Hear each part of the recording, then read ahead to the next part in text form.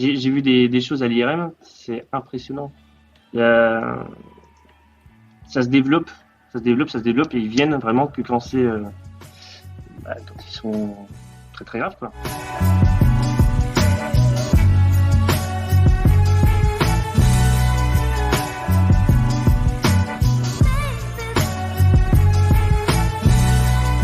Bonjour à tous et bienvenue pour un nouveau podcast Les Soignants Nomades saison 2.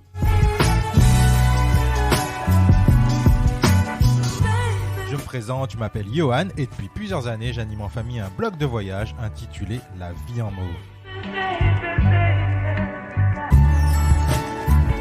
Le podcast des Soignants Nomades, c'est un rendez-vous mensuel qui donne la parole à des professionnels de santé qui ont choisi de suivre le très célèbre proverbe « Allez voir si l'herbe est plus verte ailleurs » au pied de la lettre.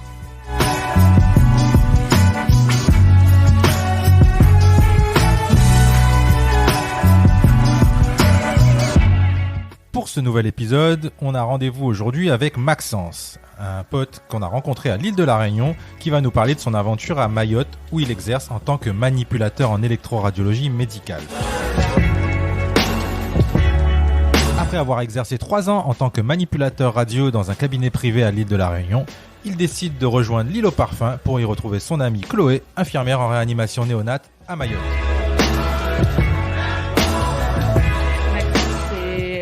Un manip radio avec qui j'ai bossé à La Réunion. Bonjour. Ça nous fait plaisir de t'avoir et puis surtout d'avoir des nouvelles de toi à Mayotte. Comment t'es arrivé là-bas? Qu'est-ce qui s'est passé? J'étais à La Réunion, on y était ensemble, j'étais à La Réunion pendant 3 ans. Et du coup, j'ai rejoint ma copine à Mayotte. Elle est partie à Mayotte, je l'ai rejoint là-bas et du coup, je me suis dit pourquoi pas tenter l'aventure mahoraise. En plus, c'est pas très loin, donc bon. Donc, si tu peux nous resituer, d'ailleurs, Mayotte, ça se situe où? Mayotte, par rapport à La Réunion, c'est de l'autre côté de Madagascar, et par rapport à la France, c'est à 9000 km plein sud. C'est juste entre Madagascar et l'Afrique. Donc t'es parti là-bas pour rejoindre l'amour. Oui, voilà. On va dire qui s'appelle Qui s'appelle Chloé, qui est infirmière. Très bien, qui est infirmière, elle, à Mayotte. Et elle était déjà sur place, en fait? C'est ça. Elle est partie sur place, et du coup, je l'ai rejoint. Faut pas lui dire, parce qu'elle est beaucoup trop fière de ça. Mais... Comment ça s'est passé? T'avais trouvé un poste avant de partir? Ouais. J'avais envoyé ma candidature au CH de Mayotte, donc c'est le seul hôpital de l'île. Et du coup, j'ai eu un entretien. Je suis parti en vacances là-bas pour faire mon entretien, voir un petit peu comment ça se passait la vie ici. Et du coup, j'ai été accepté. Donc 2 semaines après, avec un petit aller-retour en métropole pour voir la famille, je suis revenu ici. Et du coup, j'ai commencé un mois après la candidature, quoi. D'accord. Donc ça a été assez facile de trouver un poste là-bas. Ah Ils oui, recrutent régulièrement? Il y a des postes à pourvoir régulièrement. Là, en ce moment, il y en a encore 2 ou 3 qui sont disponibles. Mm-hmm. Et on n'a pas assez de visibilité au niveau des recherches d'emploi. C'est assez dommage parce que c'est vraiment un poste attrayant. Et il n'y a pas plus d'efforts que ça qui sont faits pour recruter. C'est dommage parce que vraiment, je pense que ça mériterait plus de recrutement. Qu'est-ce que toi, justement, t'as trouvé là-bas? Pour le coup, c'est dépaysement plus quoi. Qu'est-ce que j'ai trouvé? C'est autre chose. C'est vraiment c'est un département français et qui est le plus africain possible, quoi.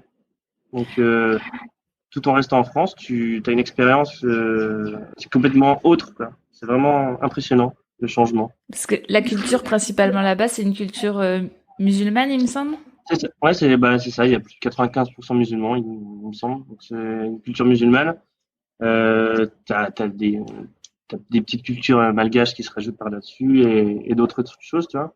T'as aussi des peuples d'Afrique qui viennent, Burundi, tout ça. Mais oui, majoritairement et puis évidemment les Comoriens qui viennent à Mayotte. Donc avant Mayotte était comorienne et ensuite elle est devenue française. Donc c'est pour ça qu'il y a encore beaucoup d'immigration comorienne ici, notamment pour le soin d'ailleurs. Comme on est le seul hôpital qui est bien équipé, les Comoriens viennent ici et du coup ça fait un mélange majoritairement quand même musulman. Donc les gens viennent aussi pour se faire soigner, c'est la population que tu rencontres au quotidien quand tu les prends en charge? C'est ça, il y a beaucoup de Mahorais évidemment, mais il y a beaucoup de Comoriens qui arrivent en Kwassa, En quoi ça? Donc c'est des bateaux de fortune. Enfin, c'est des petits bateaux à moteur où ils s'entassent dedans et ils viennent donc soit pour l'immigration pour tenter leur chance ici, soit pour venir se faire soigner parce que aux Comores les soins sont très très chers. J'ai eu la chance d'aller en voyage aux Comores pendant 2-3 semaines et effectivement les soins sont très très chers là-bas, donc ils préfèrent payer quitte à y laisser leur vie parce que c'est très dangereux de la traversée quand même les Comores. Jusqu'à Mayotte, c'est très dangereux. Ils préfèrent payer le bateau et tenter leur chance au niveau des soins à Mayotte plutôt que de se faire soigner là-bas. Et pourtant ici, donc le seul hôpital, il y a des moyens, il n'y a pas de souci, c'est les moyens français, mais il y a quand même c'est difficile. Il y a souvent du manque de personnel, c'est compliqué quoi. C'est de la gestion, c'est totalement autre de ce qu'on connaît en métropole en tout cas. La traversée en quoi ça, c'est combien de temps dans ces petites barques? Moi déjà, j'avais mis 3 heures entre les 2 îles des Comores. Mais je sais pas combien de temps ils mettent. Je pense que ça doit être peut-être une dizaine d'heures, sachant que moi je l'ai fait pendant donc 2 fois 3 heures parce que j'ai fait 2 voyages. C'était déjà effrayant et encore la mer était calme, sachant qu'ils remplissent les bateaux quoi. Ils remplissent les bateaux de tout, de marchandises, de personnes, des fois même d'animaux, des ébus. Donc ils travaillent, en fait, ils payent la traversée au noir, ils arrivent, et là ils sont sûrs d'être pris en charge, ils seront pris en charge s'ils sont malades? Être pris en charge au niveau des soins, oui. Souvent il y a ce qu'on appelle les évasions sanitaires. Et quoi ça, sanitaire? C'est avant d'arriver sur la plage, les pompiers sont déjà prévenus que il y a un blessé à bord, donc les pompiers attendent les Kwassa sur la plage, et ensuite le transfèrent au CHU, au CHM. Donc ça, oui, ils sont sûrs d'être pris en charge. Par contre, les autres qui sont venus et qui sont pas là pour les soins peuvent se faire attraper par la police aux frontières, par la PAF, qui est ici, avec le risque de se faire envoyer aux Comores directement, quoi. Donc j'imagine que ceux qui arrivent jusqu'au service, jusqu'à ton établissement, c'est des cas relativement très graves, puisque pour faire cette traversée là, c'est que... mais alors il y a des graves et des moins graves. Ça va de la fracture ouverte qui a été plâtrée, donc qui a été relativement bien prise en charge par le monsieur qui a un AVC hémorragique depuis 4-5 jours et qui a pris la barque quand même. T'as des gens qui tombent des arbres là-bas, donc ils arrivent complètement polytraumatisés. C'est impressionnant l'état d'avancement des blessures. C'est pareil. T'as des maladies complètement. En France, elles seraient prises en charge très très tôt, donc ça n'existe même pas en France. J'ai vu des choses à l'IRM, c'est impressionnant. Ça se développe et ils viennent vraiment que quand ils sont très très graves quoi. Donc tu vois des images que j'ai jamais vues ailleurs. Hein. Et en général, c'est lié à leur culture qui viennent pas précocement ou c'est les connaissances. Je pense le manque de moyens, la culture qui veut peut-être cacher les choses, ou on essaie de soigner avant avec des plantes aussi. Ouais, il y a pas mal de choses qui font que ils viennent pas tout de suite. Moi, je pense que c'est déjà le manque de moyens. Hein. Mais effectivement, après il y a aussi un certain fatalisme. J'ai discuté avec certains patients qui te disent voilà, c'est comme ça. Je veux dire, par rapport à la religion, c'est comme ça. Et alors, évidemment, faut pas ne pas se soigner, mais ils essayent déjà toutes les autres méthodes avant d'avoir l'accès aux soins. Et surtout, venir ici, c'est aussi un risque. Déjà, le risque de la traversée, et c'est aussi un risque au niveau de la police, quoi. Parce que c'est toujours se faire attraper, se faire envoyer, c'est toujours des sous en moins. Il y en a beaucoup qui habitent sur l'île et dans les bangas et qui eux ont accès aux soins. Mais c'est pareil, il faut passer entre les mailles du filet de la police aux frontières. Donc ils viennent pas tout le temps, quoi. Se faire soigner tout de suite. D'accord. C'est quoi exactement une banga? Les bangas, c'est des bidonvilles en tôle. Ces petites maisons en tôle, c'est des bidonvilles, quoi. Il y en a un petit peu partout sur l'île. T'en as des immenses, t'en as des petits, mais c'est là où se rassemblent majoritairement les immigrés. Je pense pas qu'il y ait que des immigrés d'ailleurs. Il y a aussi des pauvres gens, hein, qui n'ont pas les moyens de s'offrir des maisons en dur. Il me semble que tu as travaillé aussi en Guyane. Est-ce que c'est un territoire qui se rapproche au niveau de la prise en charge de la Guyane? Est-ce que tu as retrouvé des similarités, des problématiques? Les problématiques, les tensions sociales, on va dire, on les retrouve un petit peu en Guyane. Hein. Enfin, c'est vraiment le même climat à base d'immigration clandestine, à base de mélange de culture et de peuple qui ont déjà un passé assez houleux, tu vois. Après, non, mais ici, tu as vraiment un seul hôpital, alors qu'en Guyane, il y a quand même plusieurs villes, tu vois. Tu as Cayenne, Kourou, Saint-Laurent. Ici, c'est vraiment centralisé, quoi. T'as des dispensaires, mais c'est vraiment centralisé. Après, c'est beaucoup plus petit, Mayotte.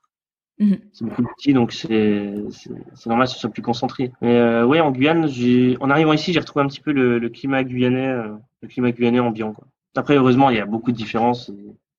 Oui. Voilà. Au niveau du dépaysement, c'est ça. C'est exactement ça. Et donc au niveau de ta prise en charge sur les patients et sur les pathologies, ça doit être aussi des choses que tu reverras pas, on va dire, en France métropolitaine. Non, c'est sûr. Bah, ici déjà, t'as la barrière de la langue qui joue. T'as certains Mahorais, même beaucoup qui parlent français, mais la majorité, ils parlent shimaoré, la langue mahoraise. Et c'est pas du tout la même base. C'est pas une langue latine, donc c'est pas du tout les mêmes bases de mots. Je pense que c'est même sûr, ça a des origines africaines. Donc si tu t'apprends pas certains mots clés, certaines phrases, tu peux pas te faire comprendre et on peut pas forcément tu peux pas bien soigner les gens si tu peux pas bien les écouter ou bien les conseiller, quoi. Au bout d'un an, tu parles un peu shimaoré? On va dire que j'ai quelques mots clés, surtout dans notre métier manip radio, où il faut positionner les gens, faut leur dire de pas bouger, il faut les prévenir qu'on va leur injecter un produit de contraste, il faut demander s'il n'y a pas d'allergie, faut savoir où ils ont mal. Et donc ouais, il y a certaines phrases et certains mots clés que t'es obligé d'apprendre, c'est obligatoire, tu peux pas t'en sortir si tu le fais pas. Après oui, il y a sûrement l'accent qui joue que certaines fois t'es pas compris, mais t'es obligé de faire pour moi c'est pas un effort, mais t'es obligé de faire cette marche en avant d'apprendre la langue, et puis c'est normal. Hein. Donc t'as été bien accueilli, bien soutenu par tes collègues quand t'es arrivé? Oui, il y a une très très bonne équipe ici, franchement c'est très très bien. L'équipe de Manip, on est assez jeunes, sauf 2-3, mais on t'est ralliés, non.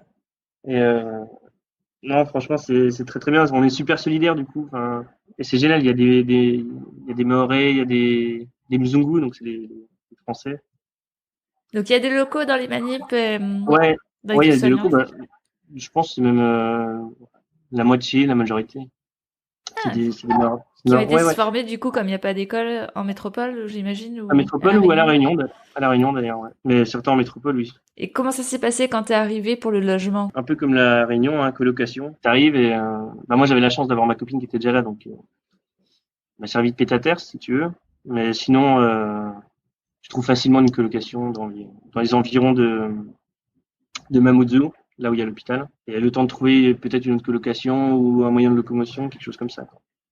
D'ailleurs, tu te déplaces comment là-bas? Alors moi j'ai un petit scooter.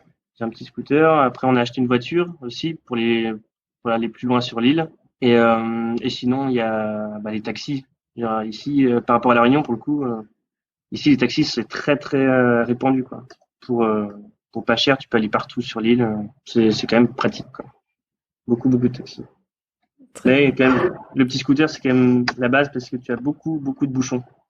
Comme c'est très centralisé sur Mamoudzou, pour aller travailler, enfin moi qui habite à l'extérieur de Mamoudzou, pour aller travailler, c'est quand même, je peux mettre plus d'1 heure et demie à aller travailler si je suis en voiture.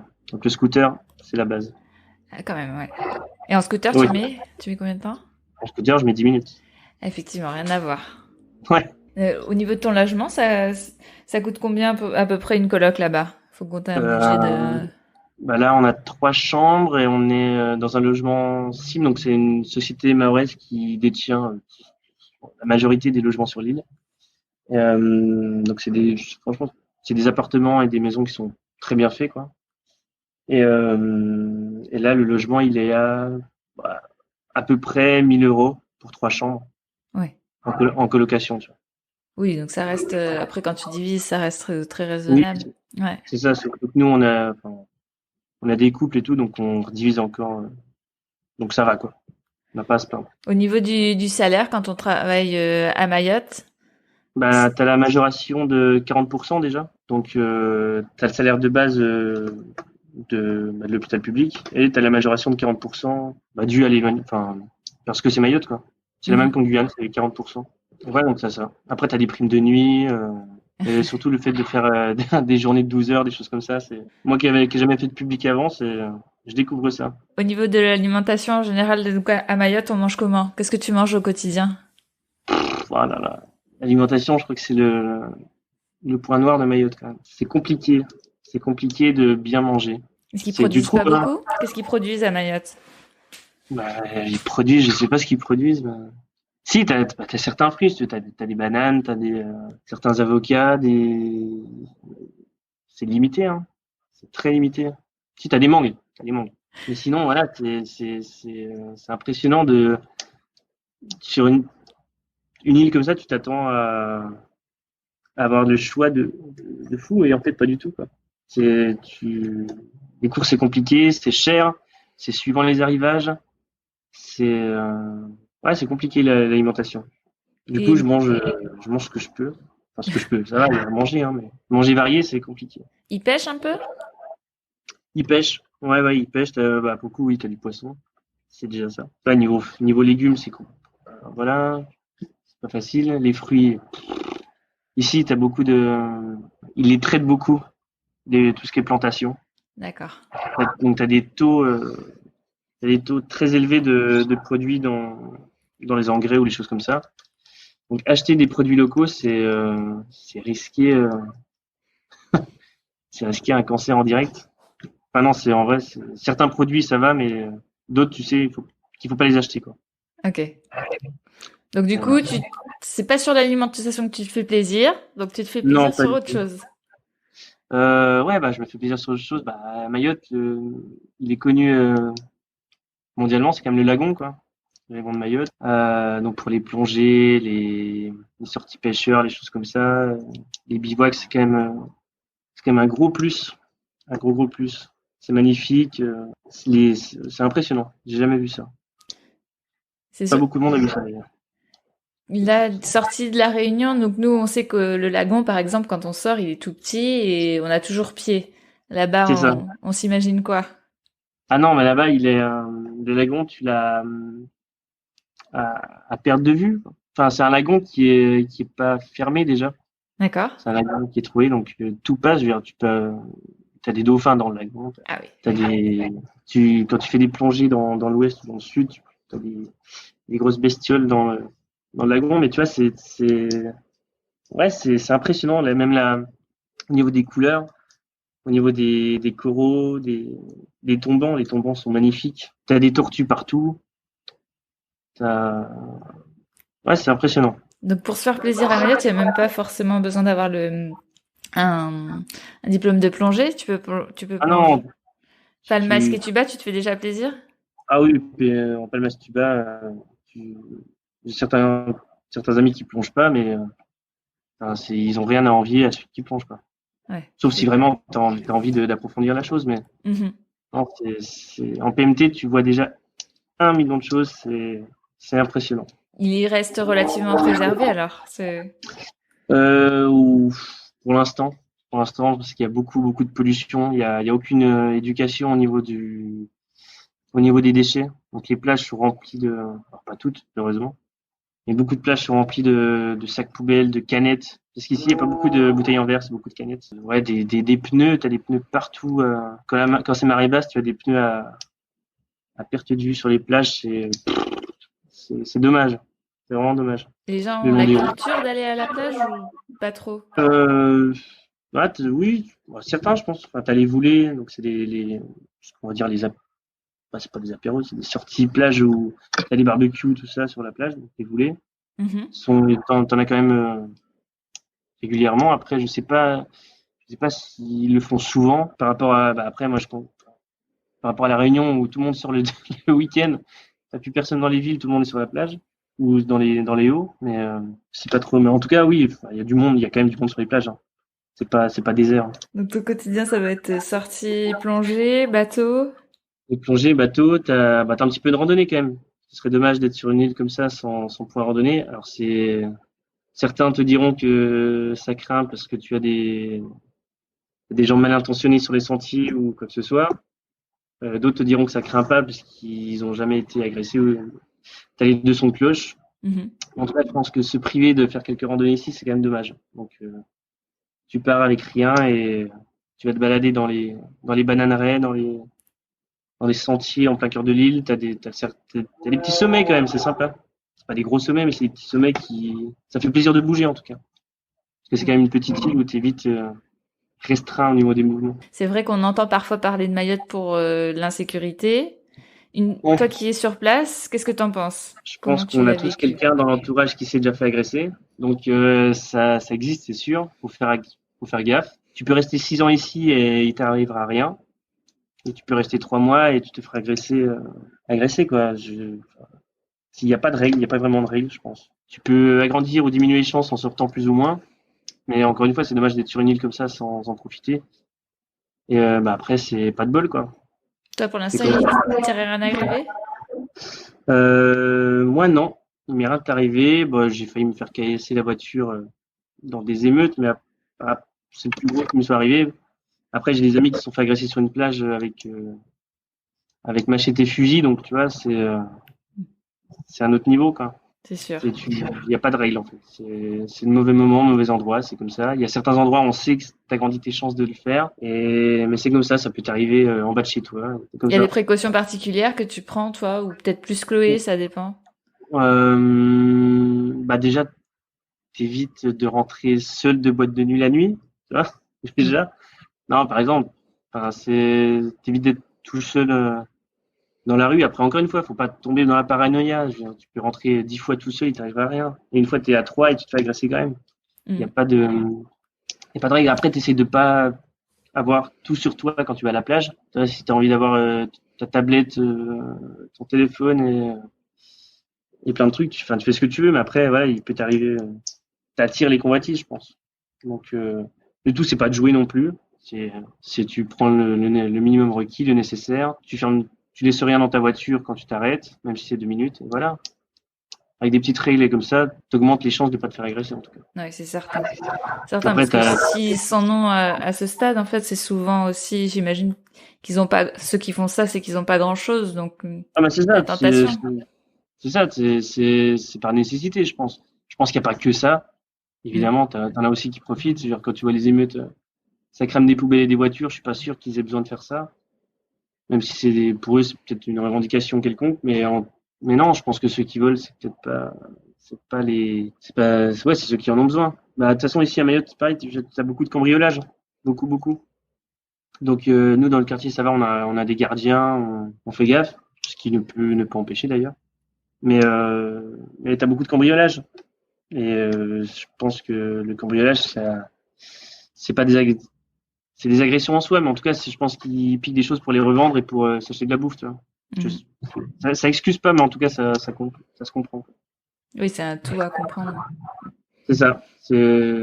Donc, dans ton quotidien, ça se passe comment alors? Mon quotidien, je me lève et des fois, je me lève avec le muezzin qui chante, parce que du coup, t'as des mosquées partout ici. Quand il a envie de te réveiller au lever du soleil, il chante plus fort.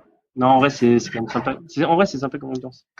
Ouais, on a entendu le zébu derrière toi déjà. Ça nous met dans le cadre.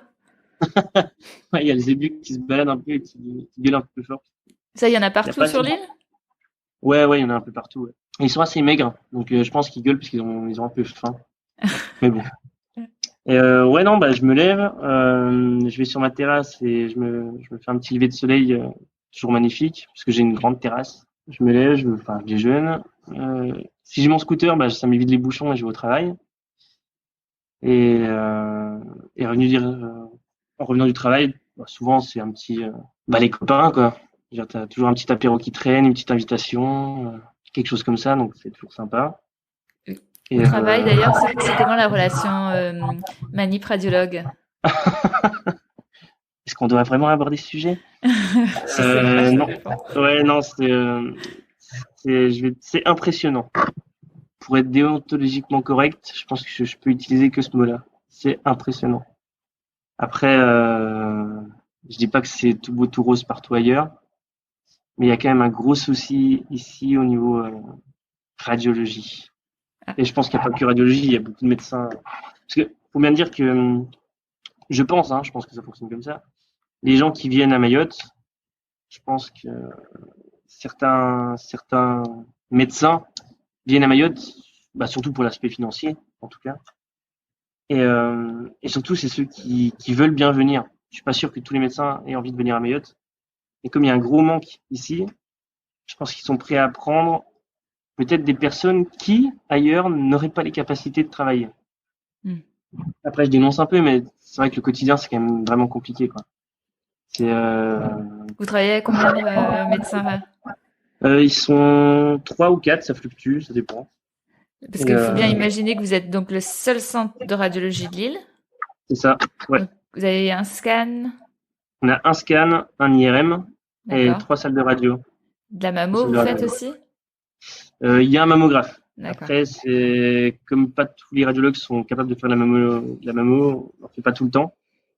Ça dépend des missions. Certains viennent pour 2 mois, donc pendant 2 mois, on fait des mammographies. Mais sinon, non, les mammographies, c'est restreint quand même. Et le reste du temps, ils arrivent à trouver à 3-4 ou il y a de la téléradiologie qui se... Du coup, on est obligé de tourner avec la téléradio. Donc, limite, pour nous, c'est très bien. On travaille avec des gens qui sont réactifs et qui sont présents et qui répondent vraiment à nos attentes, quoi. Dès qu'on a un problème, t'as juste à les appeler ou envoyer un message, dans les 2 minutes, t'as une réponse. C'est un plus pour nous de travailler avec la téléradiologie, même si d'un autre côté, t'as une augmentation considérable du nombre d'examens, quoi. Parce que, du coup, les urgentistes, tout, on profite quand même de travailler avec la téléradiologie qui a une réponse immédiate. Ils ont le compte rendu dans les 10 minutes. C'est quand même appréciable. Donc voilà, la téléradiologie, franchement, c'est très très bien, même si ça a certains côtés surirradiant. Vous faites aussi, vous faites pas que les urgences, vous faites aussi sur rendez-vous, j'imagine, étant le seul service. Ouais. Sur rendez-vous. Le rendez-vous ici, c'est donné à la journée. Il n'y a pas d'heure. Ici, vraiment les gens, même, je sais pas comment ça se passe dans les autres, à l'administration ou quoi, mais tu as tout le temps la queue devant tout, devant les mairies, devant les dispensaires, devant les choses comme ça. Il n'y a pas vraiment de rendez-vous, je pense. C'est vraiment à la journée. Vous venez tel jour et ensuite ça fait la queue, quoi. D'accord. Premier arrivé, premier servi. Ça aussi, c'est une question de culture ou d'habitude. Oui, clairement. Je veux dire, il y a des gens, ils passent leur journée à attendre. Je sais pas si ça les dérange ou pas, mais en tout cas, ils n'ont pas le choix, quoi. Je veux dire, c'est comme ça ici, quoi. Tu les constates plus patients, du coup? Ils ont pas le choix. En vrai, ils ont pas le choix d'être plus patients et plus. Je sais pas s'ils sont tolérants, mais si, je pense. Dans le fond, t'es obligé, mais en tout cas, ils sont plus calmes. Ouais, plus calmes. Ouais. Ils s'en plaignent pas. Si, des fois, évidemment, t'as des risques, tout ça devant la radio, mais en tout cas, ils ont pas le choix. Ils ont pas le choix. Ils viennent, ils voient que t'as déjà 15 personnes devant, t'es la 16e, quoi, et t'attends. Il y a pas de. Si tu voulais venir avant, fallait venir plus tôt, quoi. Donc déjà, t'as déjà la queue. J'arrive au travail à 7h, t'as déjà 15 personnes devant. Et encore 15, je suis très gentil. Ouais, ça annonce une belle journée. Ouais, c'est ça. Après, avec l'habitude, tu sais que ça peut être très rapide comme très long. Après, de toute façon, nous, dans tous les cas, on fait le taf et c'est plus. Tu te mets à leur place et pour toi, c'est inconcevable d'attendre 6-7 heures, quoi. Je sais pas si pour eux c'est concevable, mais en tout cas, je pense pas qu'ils aient le choix. Et là, justement, on sort à peu près de cette période où ça a été le confinement avec le Covid. On a entendu parler de Mayotte plutôt sur la fin. Ça n'a pas été un des premiers départements dont on a parlé, mais là, récemment, on en parle un peu plus parce que ça fait partie des derniers départements à pas être encore en vert. Comment ça se passe? Autant dire que si on n'avait pas annoncé le confinement à Mayotte, ça aurait été pareil, quoi. Impressionnant de non-écoute. Enfin, j'habite dans un village à côté de Mamoudzou. C'est limite, il n'y avait pas plus de monde pendant le confinement qu'avant, dans les rues. Enfin, c'était, ouais, je sais pas. Déjà, le fait qu'il n'y ait plus d'école, alors qu'ici, la population est majoritairement jeune. Déjà, ça fait que tous les jeunes sont se retrouvés dehors. Donc, forcément, ça fait beaucoup de monde. Et puis même, quoi, les gens, je sais pas, c'était impressionnant à voir.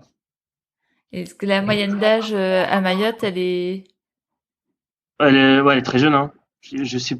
j'ai pas les chiffres en tête, mais c'est majoritairement mineurs, quoi. Ouais. Il y a des retraités un petit peu? Des retraités, il y a des retraités Mzungu, enfin, étrangers. Moi, je pense qu'il y en a quand même des Mahorais, C'est je pense. les personnes âgées, t'en prends très très rarement en charge dans ton service. Ah ouais, très rarement. Très Ouais. rarement. Très rarement. Il y en a, parce que forcément, tu as toutes les pathologies liées à l'âge, et voilà. Mais non, non, c'est pas du tout la majorité. La majorité, je sais pas, je dirais c'est en dessous de 10 ans. Donc, Ah oui. il faut aimer la pédiatrie quand même, hein. Ah bah, t'as pas le choix. C'est partie intégrante du job. Ouais. J'avais jamais trop fait de pédiatrie, parce que j'ai toujours travaillé en privé, c'est plus des personnes âgées qu'autre chose. Mais là, la pédia, ouais, c'est un autre aspect du métier. C'est pas plus mal, hein, d'ailleurs. Les enfants sont comment, les enfants mahorais? Eux, ils parlent un peu plus français du fait d'aller à l'école? Plus ou moins. On va dire plus ou moins. Plus que les parents, mais après, il y a le fait que tu sois, c'est peut-être, je sais pas si ça joue, mais c'est peut-être impressionnant le fait que tu sois étranger à leur île, tu leur parles un peu en mahorais, mais forcément, tu dois avoir un accent pourri, donc je suis pas sûr qu'ils comprennent tout à fait. C'est un peu impressionnant d'aller à l'hôpital, donc je sais pas si c'est ça, mais en tout cas, ils restent plus ou moins stoïques. Après, ce que j'ai trouvé impressionnant ici, c'est le rapport à la douleur. J'ai vu des enfants avec des bras cassés en deux, mais vraiment en deux, ne pas se plaindre et bouger le bras pour faire des radios face profil, comme s'il y avait rien. Ils sont résistants, les petits.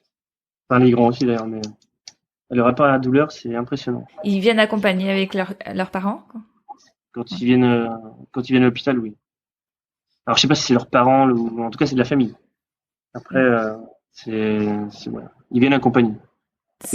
En général, c'est des familles nombreuses. Ah oui, oui.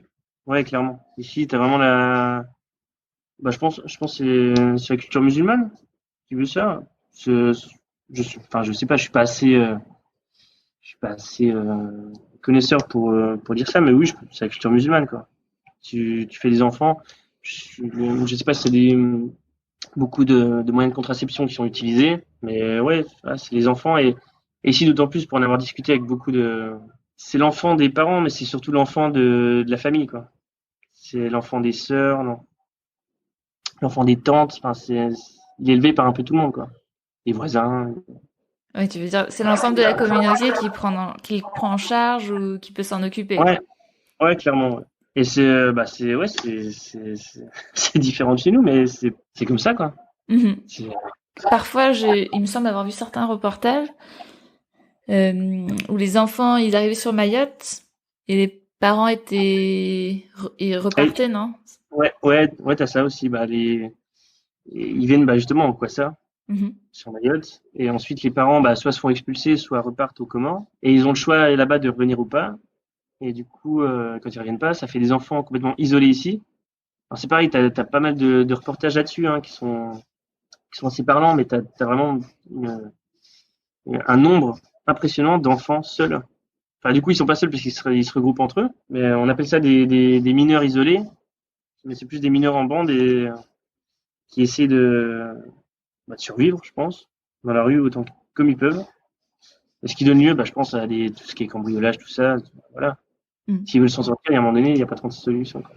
Ils ont la possibilité d'être scolarisés? Je sais pas du tout. Je pense qu'il y a des choses qui sont mises en place, mais je suis pas sûr que ce soit eux qui soient prioritaires. Je veux pas dire de bêtises, donc je vais pas m'avancer. Je suis pas assez spécialiste. Ouais, la démographie, c'est que la démographie explose sur l'île. Ah ouais, c'est impressionnant. Je veux dire, c'est pareil entre le nombre recensé et le nombre exact. Je crois que c'est 260 000 recensés, il me semble, alors que à l'hôpital, tu fais des entrées pour un équivalent de 400 000 patients. Enfin, 400 000 habitants, quoi. Donc, non. Il y a quand même un aspect que nous, on connaît pas, enfin, en tout cas, que je connais pas assez, mais qui est impressionnant au niveau de la démographie. T'as vraiment des petits bangas partout sur l'île, quoi. Donc, je pense que ça, c'est pas recensé dans les chiffres officiels.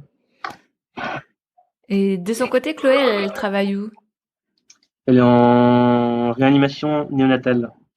En néonat. Depuis qu'elle est arrivée, c'est le service où elle est? Ouais, c'est ça.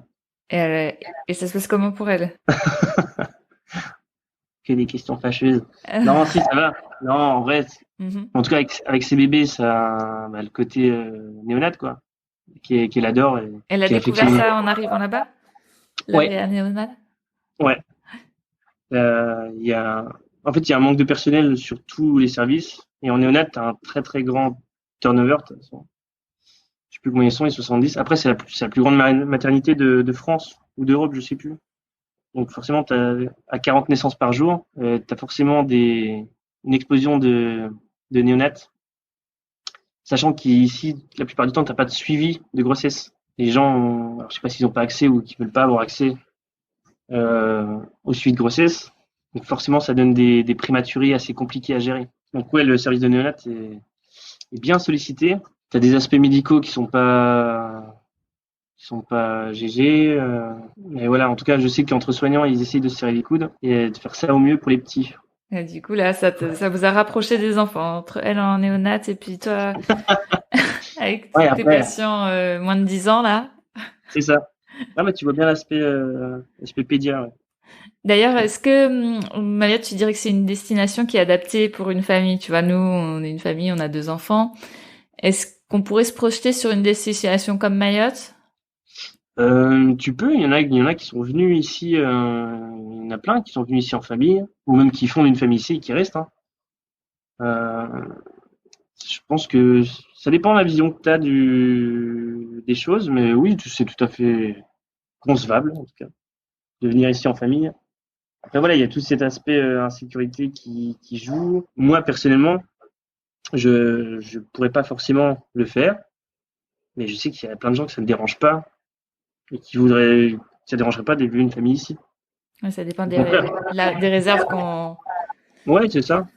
Ça dépend des réserves, ça dépend de ta façon de voir les choses. Ça dépend vraiment de chacun. Moi, je sais que non, mais d'autres si. Et heureusement d'ailleurs que pas tout le monde est d'accord là-dessus. C'est quoi ton plus beau souvenir, par exemple, à Mayotte? Tes plus beaux souvenirs, il doit y en avoir plusieurs, mais... Le plus beau souvenir à Mayotte, c'est... en fait, il y a différents souvenirs de différentes situations. Je dirais, une des plus belles nuits que j'ai passées, je suis allé dans un gîte tenu par une Mahoraise et elle t'apprend à faire la cuisine mahoraise. Elle maquille Chloé. Elle te fait un repas typiquement mahorais. Et c'est pas un énorme souvenir en soi, mais je trouve que c'était un moment vraiment d'immersion et ça fait du bien, ça aussi de s'immerger dans la culture. Alors je sais qu'il y a 1 million de façons de s'immerger encore plus, tu vois, mais c'était déjà un très beau souvenir. Il y a une émergence de tortues sur une plage, c'est quand même toujours agréable à voir. Là, c'est toujours impressionnant, surtout quand t'es en bivouac et avec les copains et que les petites tortues se mettent à sortir du sable de partout. Je pense que c'est des moments comme ça que tu n'oublies pas. Après, il y a ma mère qui est venue me voir à Noël l'an dernier, qui a nagé avec des tortues. Elle avait jamais fait ça, donc pour elle, c'était un moment magique. L'idée de voir cette émergence de petits bébés tortues, là, ça doit être trop mignon. Et puis... Ouais, c'est clair. Vraiment magique. Partager ces moments, partager aussi avec la culture des gens, c'est ça. Je pense que c'est des moments qui... tu sais pas quand est-ce que tu les retrouveras, donc autant en profiter au maximum, quoi.